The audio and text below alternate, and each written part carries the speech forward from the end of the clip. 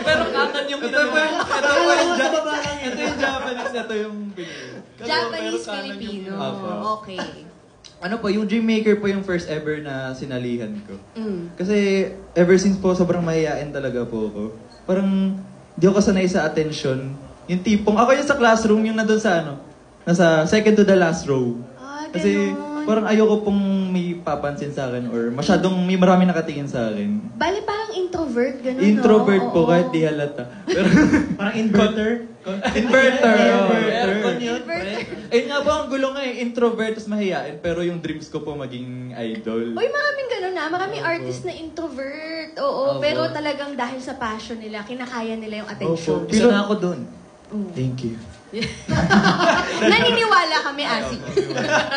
Okay, naging, parang nung 16 to 19 pa ako.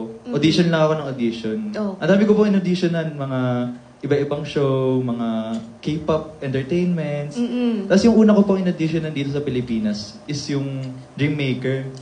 And then, pinalad po na nakuha din agad ako doon. So parang, na-excite po ako, ano to, parang, ABS show to. Big deal to. So ayun po, nung nakasali na ako sa show, parang binild ko lang yung confidence ko. Parang, okay, pinasok ko to, magsisimula na ako sa... Kumbaga kung ano yung gusto kong mangyari, kailangan galingan ko na, hindi na ako pwedeng mahiya.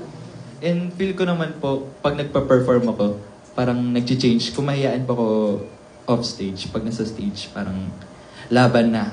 Yeah.